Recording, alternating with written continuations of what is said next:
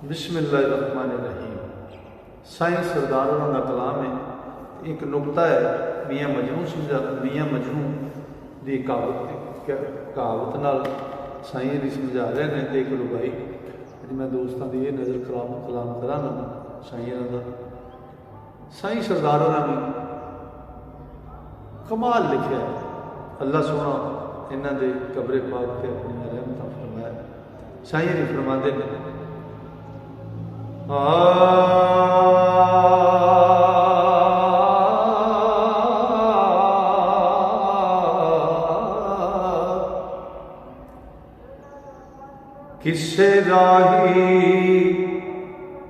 किसे राही टिठा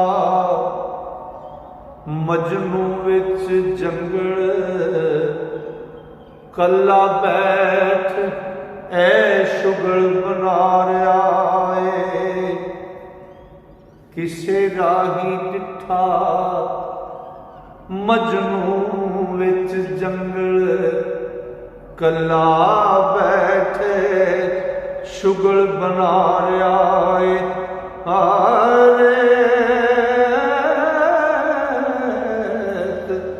साफ करके नाल उंगली दे खत लैला लिखदा जा रहा है।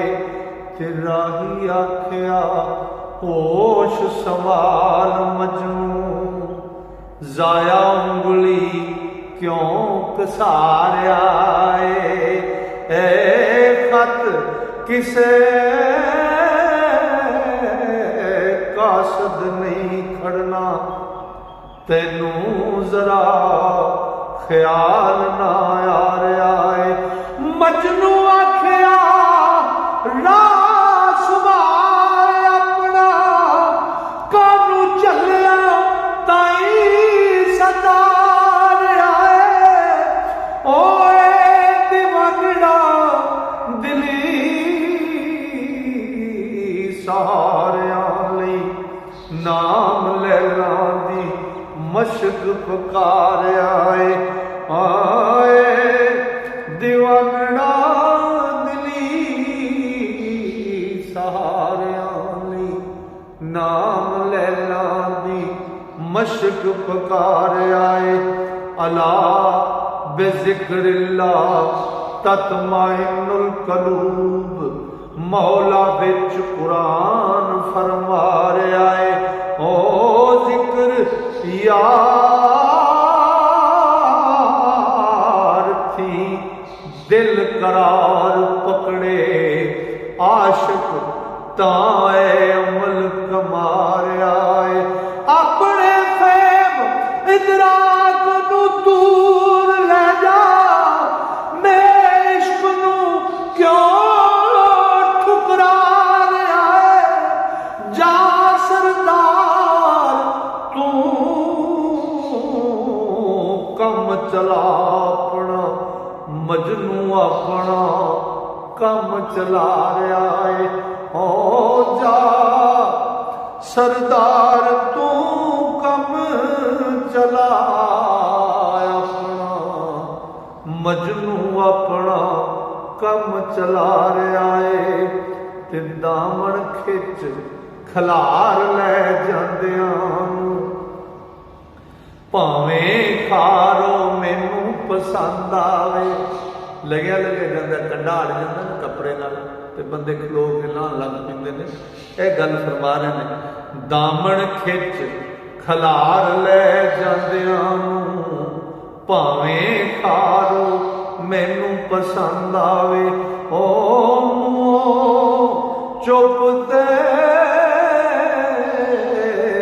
रोंदियां नैन अखां आशिक यार ओ मैनू पसंद आवे। ओ किसी दुखी तो अपने सुख वाले मालदार ओ मैनू पसंद आवे। ते खोले सरदार जो मुँह ते ऐसा यारो मैनू पसंद पसंद आवे ओ खोले